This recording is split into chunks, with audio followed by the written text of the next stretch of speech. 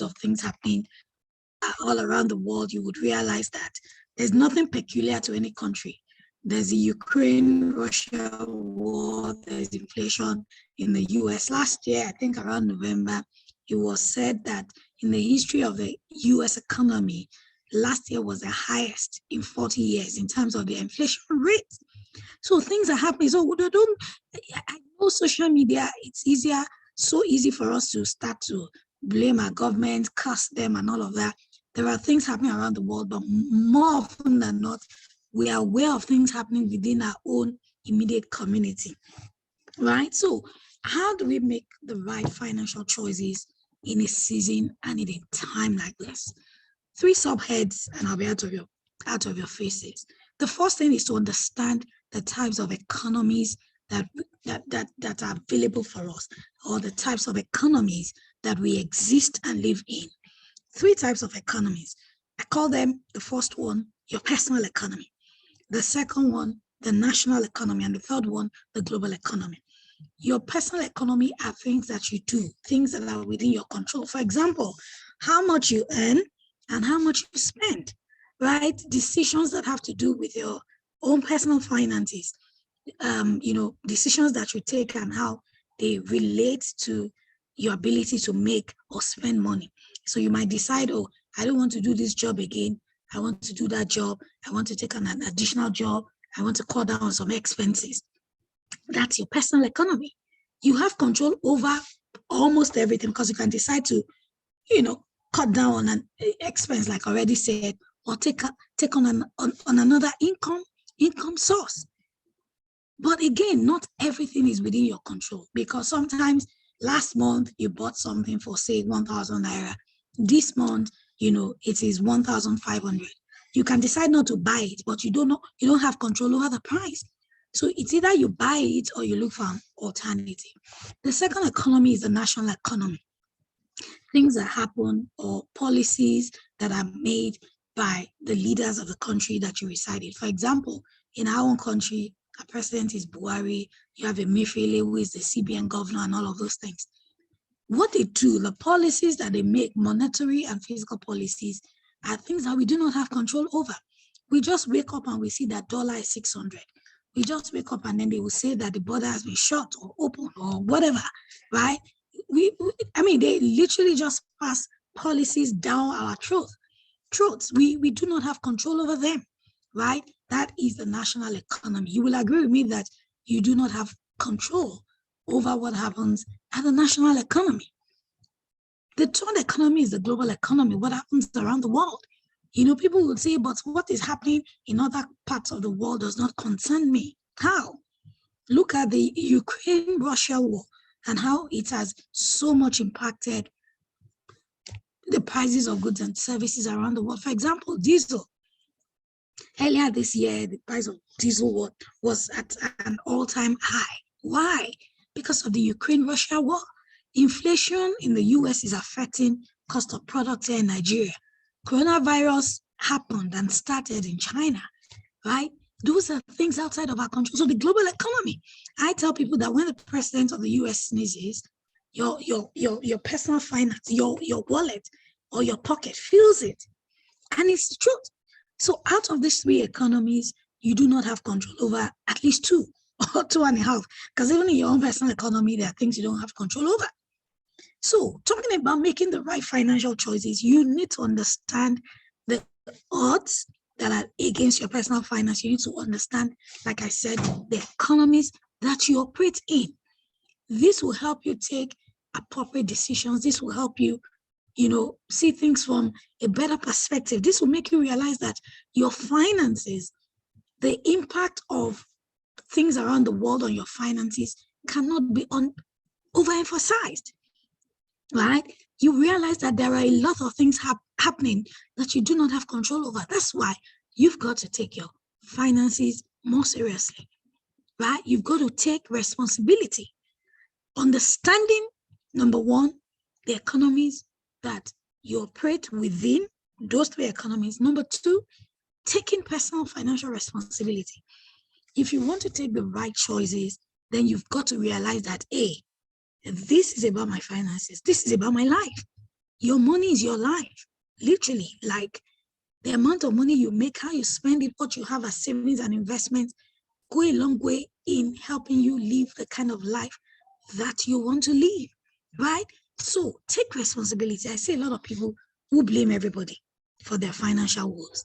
Some people blame their parents. Some people's parents are late. They're still blaming them. So they had me in this and that, if they had sent me to school in this place or that place, if they had done, this and that for me, I wouldn't be here. They're gone. Even if they're not gone, they're old. You're an adult now. Take responsibility for your finances. Some people blame their spouses. Oh, my husband is, my wife is. Some people blame their children. I've heard people say that, oh, if I had not had a child now, but now I'll still be I'll have time for myself. I'll be able to, spend money on the things I really love to do. But children are a good thing, but hey, blaming your children. Some people blame their employers. I tell people, hey, it is not your employer's responsibility to make you wealthy. That's the truth. They pay you the salary that they think you are worthy of, or based on the value they think you bring to the table. They pay your salary, whatever you do with your money is your business, your responsibility. If you're waiting for your employer to make you rich, then maybe you will come in another world. Remember, they're only paying you, and you are not the only one. If you decide to leave today, they will get another replacement. Nobody is absolutely indispensable. Do you see? So you've got to take responsibility and stop blaming people. Don't forget, I was saying that the first thing that will help you to start to make the right financial choices is understanding the three economies. The second thing is taking responsibility. Stop blaming people. Some people on Twitter, on social media, blaming the government, blaming Tinubu, blaming Fashola, blaming Buhari, blaming Oshibaju, blaming everybody. The time and the energy you're supposed to use in improving on yourself, adding value to yourself, exploring opportunities that will be beneficial to you and your children and your family. You're using that time dragging people, arguing on social media. I'm not saying that don't go on social media, but hey, some of these things are triggers. You read a post and you're triggered. You get upset. You are livid. You are beginning to think about, oh, if they're not, these people are mad. They are mad. Your to-do list is not halfway done. By the time you leave the office, you are spent mentally. Right? Protect your energy, protect your space. Take responsibility. Yeah, there are things the government will do or should do. There are things that your employer should do, right? Like example, they sort of contribute pension for you. Fine. There are things your parents should have done. Yeah, there are things your spouse should do in terms of supporting you, right? There are things your children should do in terms of understanding and appreciating what you bring to the table. But most of these things that will push you into financial freedom, you have got to take responsibility for them. Do you see? So take responsibility. And that leads me into the third point. How do you take responsibility? You embrace financial literacy. You embrace financial literacy. I have said, understand the economies. And I have said, take responsibility. I am saying, embrace financial literacy. And financial literacy has three major things. It can be broken into three aspects. Having the right mindset about money, having the right mindset about your finances. Now, it is not enough to want to save. It is not enough to want to invest. It is not enough to want to do this and that. What's your mindset like? How do you see money? Do you see money as a tool? Do you see money as something that will help you achieve your goals? Or do you usually get agitated and apprehensive when it comes to money issues? Are you always on the edge? Are you always, when you're thinking about money or you're talking about money, you're always apprehensive? I tell people that money is just like a resource, like rain, like sunshine. There are things that are available for us to live, our desired lifestyle. And it's a game. It's something that you need to understand how to use, how to leverage. You leverage networking, you leverage collaboration, you leverage skills and other resources. Money is a leverage for you. When you understand the how, the what, the when, then you'll be able to make a headway with your finances. You see? So the first thing is have the right mindset. What are your beliefs about money? What the thoughts of money? Does it send chills, down your spine? There's a quote by Francis Bacon, and it says that money is such an excellent servant, but a bad leader. Why? If you do not tame and control your money will control you. For example, on a Friday evening, you're going home, you withdraw 20,000 ATM. From the ATM, you put in your bag. By Monday morning, you're wondering where the money has gone. Because if you do not have plans for your money is derived from the word currency, and currency means current. Have you ever been to the beach? You see the currents flowing from place to place. That's how money is. Money loves speed. Money loves mobility. So if you do not tame your money, if you do not have plans for your money, if you do not direct your money, if you do not give money direction, you'll be everywhere. When you understand these things, you will have a better mindset about money. See money as a tool, right? See money as a servant. See money as something that will help you. Money is just a means to an end. Like they say, the Bible says, permit me to go religious on you. The love of money is the root of all evil, not money itself, the love of money, right? So money issues should not give you apprehension. You should not be all over the place, they say there's no money. They say there's inflation. They say have the right mindset. I'm talking about financial literacy, and I'm saying have the right mindset. Number 2 is embracing knowledge as part of financial literacy. If you want to make the right money choices, you've got to be a lifetime learner. I tell people that, being a millionaire now, once a millionaire doesn't mean forever a millionaire. Go and ask some millionaires that existed 10, 20 years ago. If you do not learn how to manage, multiply money, if you do not understand the how, you may have millions today, and by next week, the money is all gone. 2 months ago, last year, people were saying, crypto, I've made so much money.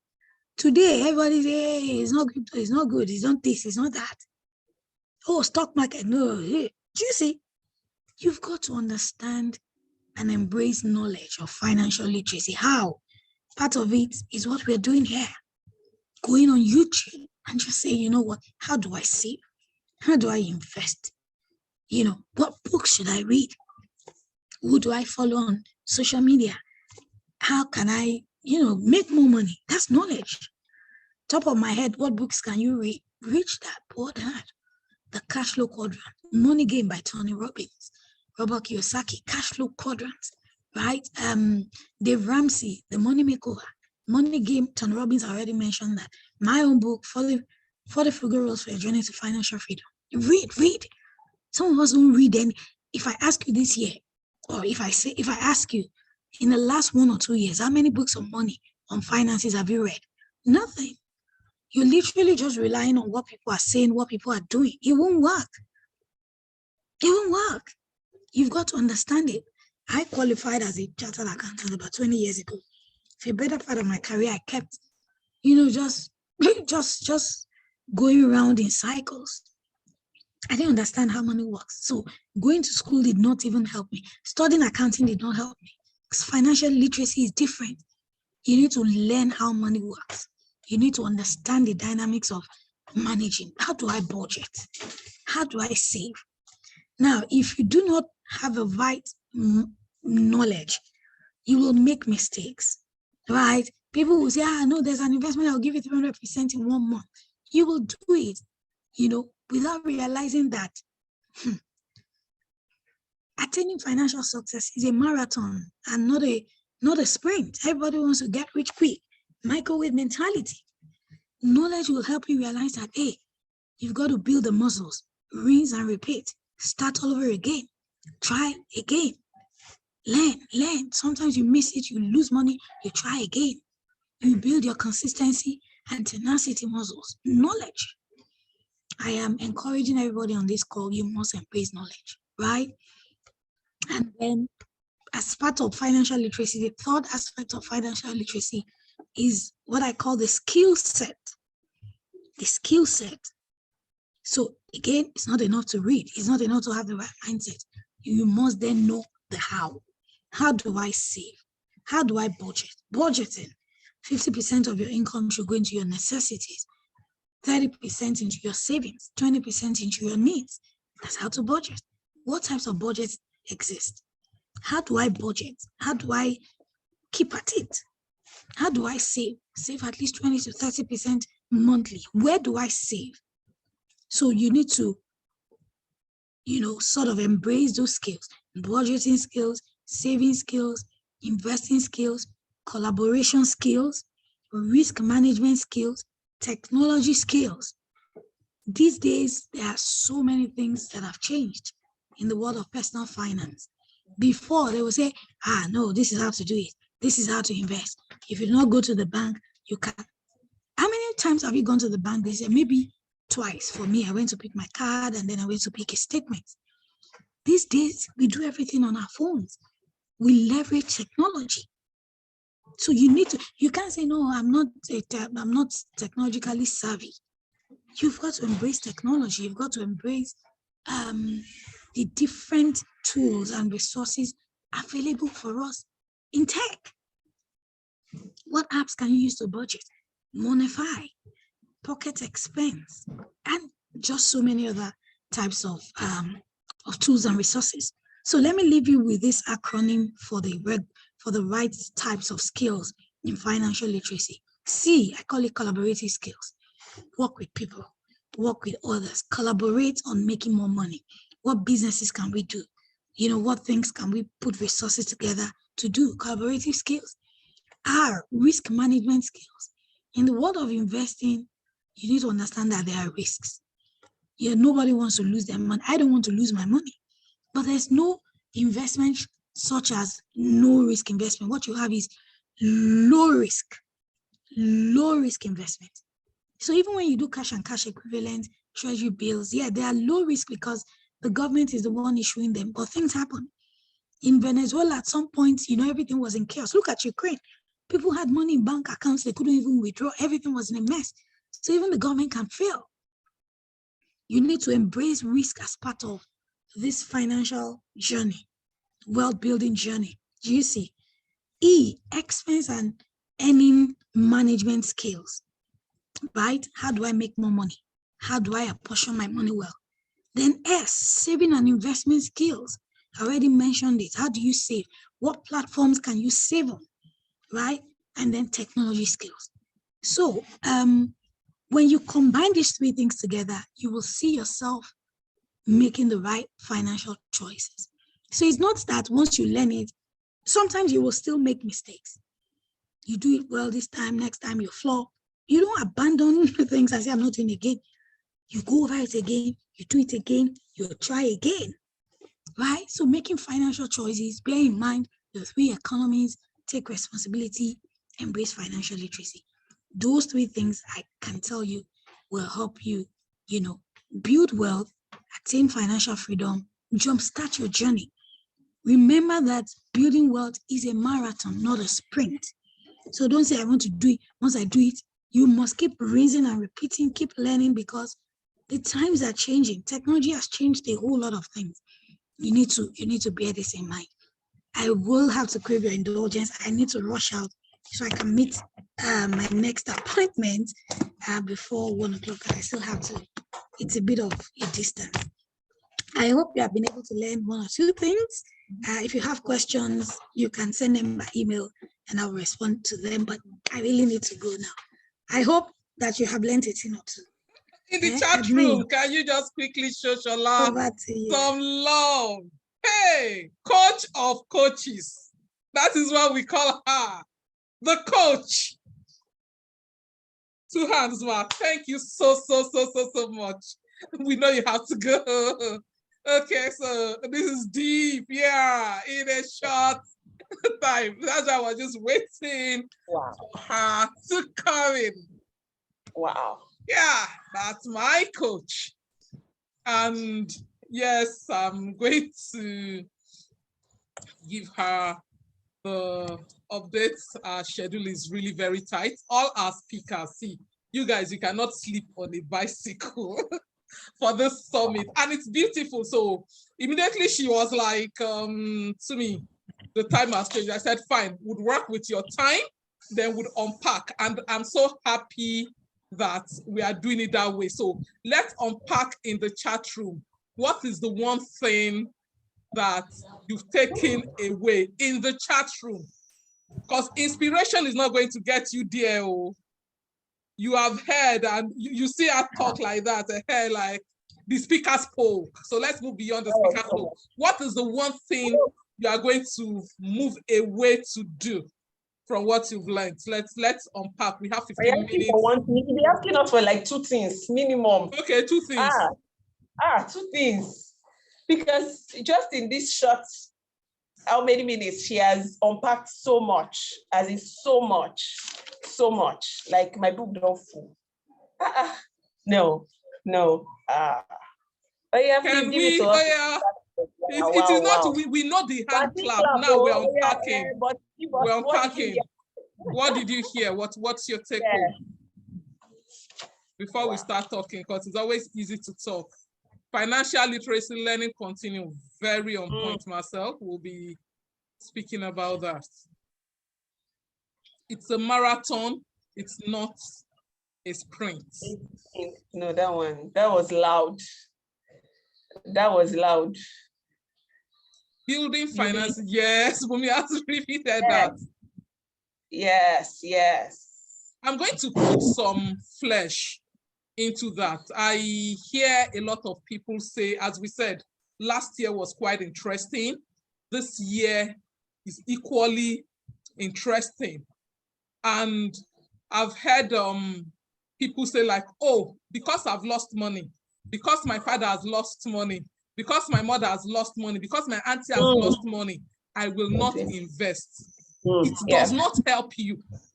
Not invest. The only thing that you've assured yourself by doing with that kind of decision is that you've assured yourself of a lifetime of poverty. I can assure you, it's only a stupid person that spends all he has. It's like you are sowing. There are some farmers in the house. If you go and sow corn, there is no guarantee that all the corn you sow will germinate. Do you stop yourself from planting? No. When your parents sent you to school, there are a number of us on this call. There are some people that have not gotten jobs. There are some people that have gotten jobs with blue chip companies. There are some people that have gotten jobs, but your parents paid your school fees anyway. There is no guarantee in life. Yeah.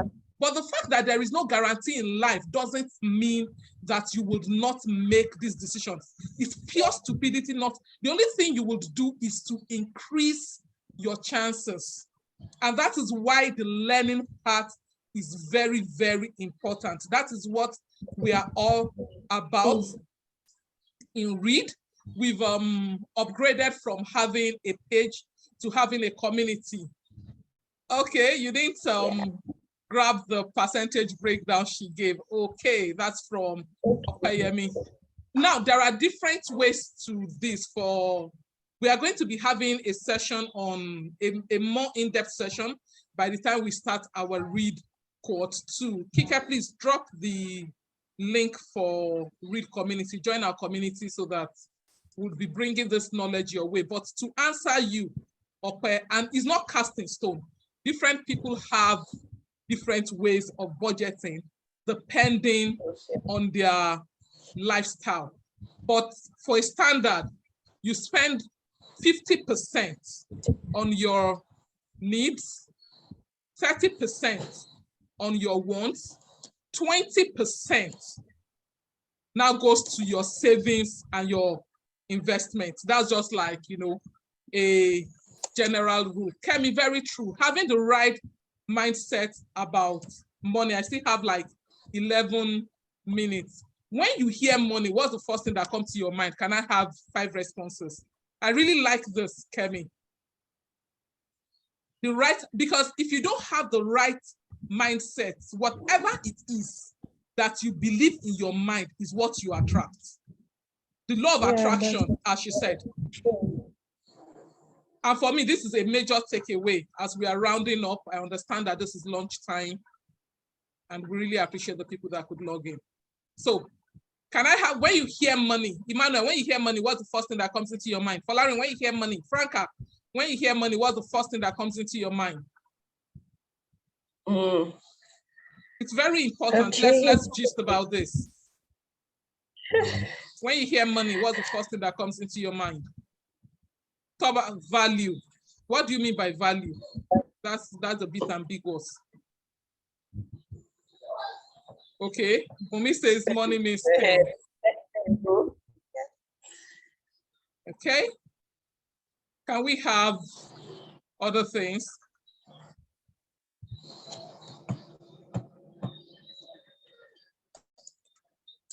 Can I quickly have 2, 3 more? This has to be practical. Means of exchange for resources. Now, see, this is extremely important. It's not just about money. Money equals financial capability, power to do.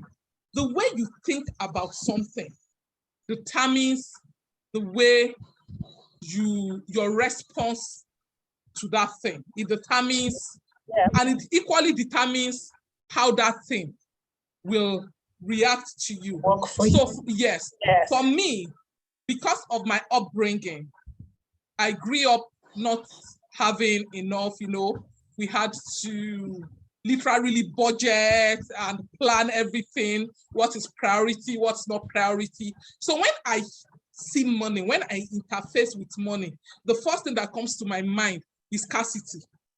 Let it not go. So my money personality, before I had to get wisdom to change it, my money personality was hoarding. Before you can get me to spend money, you will try. I will look for the cheapest way. And I realized that because this is very, very important. There's this sitcom we used to watch when I was young, and it is true, Bassi and Companies, for people that are my age range. If the guy there says, like, to be a millionaire, think like a millionaire. The way you think will determine the trajectory of your life. So when you keep on thinking that money is scarce, money, I must hold it. Does Bill Gates think that way? Does Jeff Bezos think that way? When Jeff Bezos made his first money, $150 million, I think, PayPal, he invested everything back into SpaceX that he was doing and Tesla, and he didn't even have money to pay his rent. He was living, that is the way millionaires think. Because they are thinking exponential. I had to remove that mindset that, see, money is for investment. As somebody said, money is an exchange. You understand that money is to bring you value. And as I was telling them, that is a bit ambiguous. So I understand that if I want a relationship with Bumi, I can use my money to buy that relationship. Why do you think they are doing all of the things they are doing? When they go like, oh, we are giving you this for free. It's money they are spending. How many of you have been able to spend money to attract value? So please, I need for you to critically look at your money mindset. Shakespeare says, to thy own self be true. Let that be one major takeaway from you here. How many of you have spent money? Sorry. How many of you, we've spoken about education. How many of you have spent money to get education? Sorry? Hello, Bumi. No, I said it takes removing the mindset.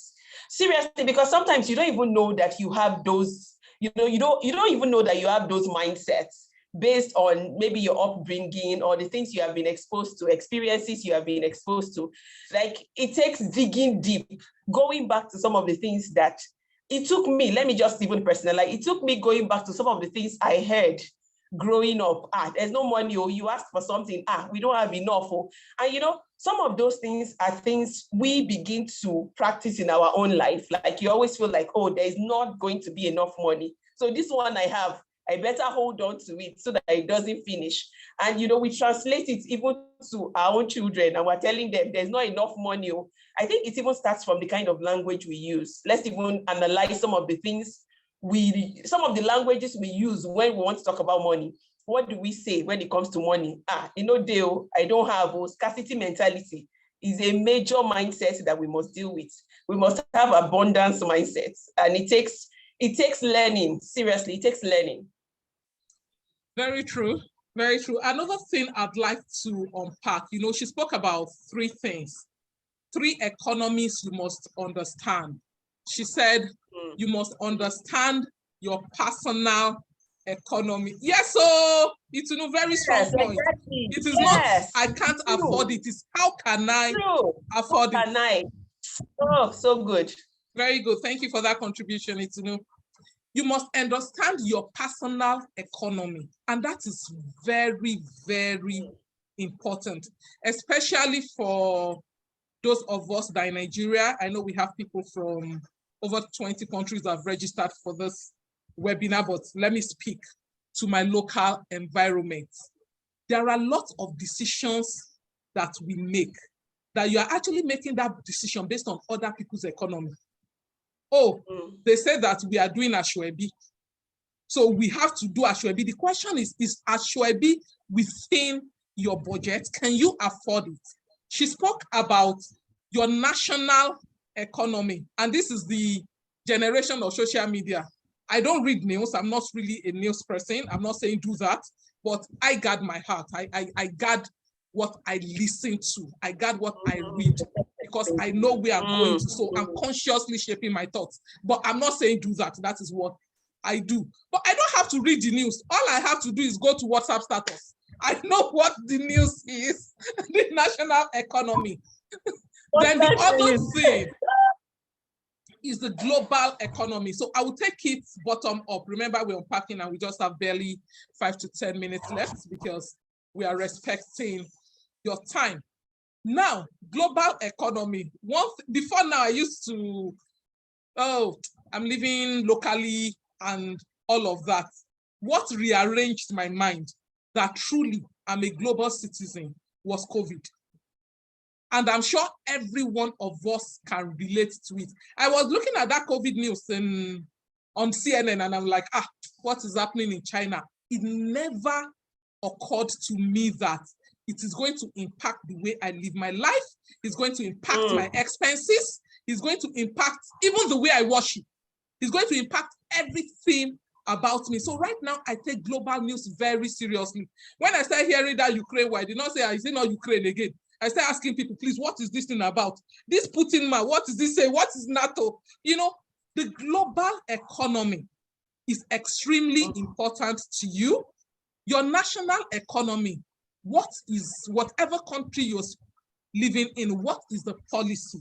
What are they saying? What's the law of the land? You must be able to obey the laws of the land. One of the things or mistakes I equally see people do is, you want to leave America in Nigeria. How now? You come to Nigeria, this is not the way. You know, somebody called me the other day. I was like, you know, they don't do like this in South Africa. I said, please go to South Africa.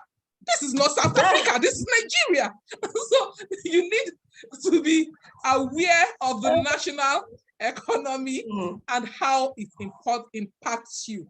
Now, the one we are zeroing on is your personal economy.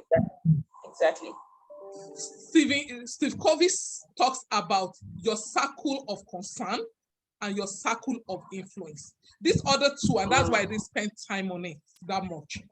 These other two, your personal economy, the one that is within your control. And she was really very strong about it. What are you doing about it? She asked a very valid question for the people that we are in. I'm repeating Read Community again. For those of us in Read Community, in fact, I was wishing that people would they will scatter that you should say the number of financial books you read in the past 1 year. We are not carrying last. We are changing our mindset. But for people joining us, the question is, how many financial books have you read? Let me even move beyond financial books.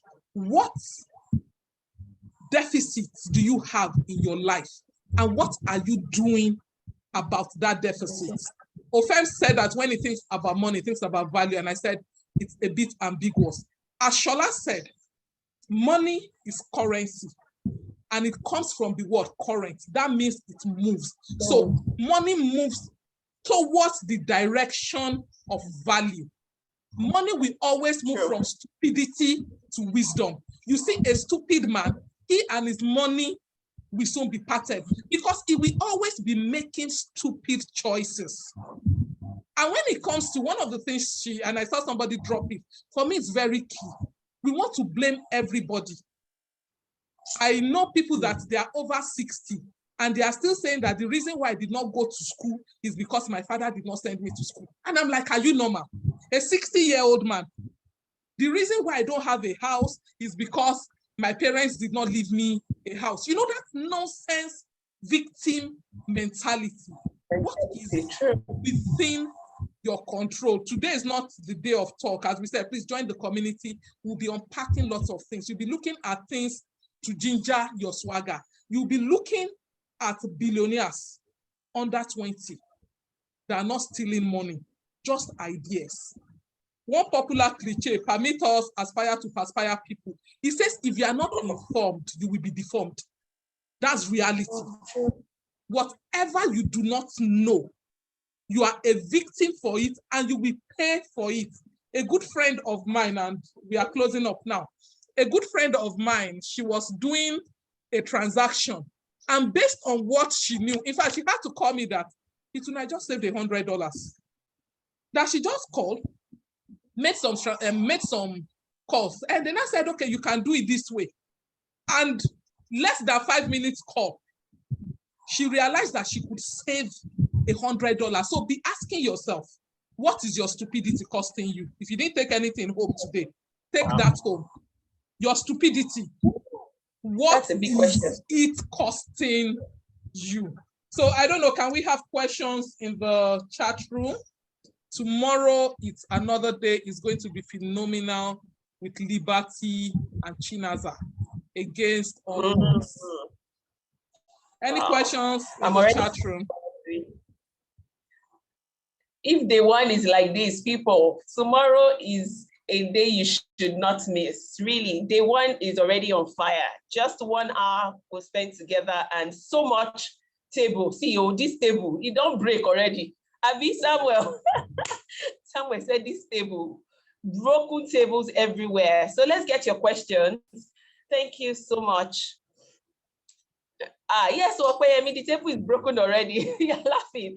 Seriously, what is your stupidity costing you? That's a huge question. Really, it's lack of wisdom sometimes. So please, we would want to get your questions. Tomorrow is another great day. Please invite other people. If today has been of value to you, invite others. Let them know something is happening here. And tomorrow by 12, we'll be here again to listen to 2 amazing people. No questions in the chat. If there's no questions, we don't want to waste your time. But yes, as we said, tomorrow is a build-up of today. Don't blame people. You are going to be hearing from 2 phenomenal people, and that's why the topic for tomorrow is against all odds. So what do you think are your limitations? You'll be hearing people with genuine limitations, and when you hear what they've done, and you know, there are some things that when you give those excuses, people are tempted to like, honestly, life wasn't fair to you. So you'll be hearing from people that supposedly life wasn't fair to them, and you will see where they are right now. And honestly, I'm on the lookout for them in the next 10, 15 years. I'm like, if you guys are already here now, despite the limitations of your background, in the next 10, 15 years with where you are right now, the world is waiting to see you. So please, thank you. This is day 1. Let us hype, let us share the videos, let us do everything. From me and my wonderful co-host, Bumi. Thank you, everyone. Thank you so much for joining us. Please be here again tomorrow, 12 o'clock, and we say Bye-bye. Bye. Bye. Thank you so much, Toba.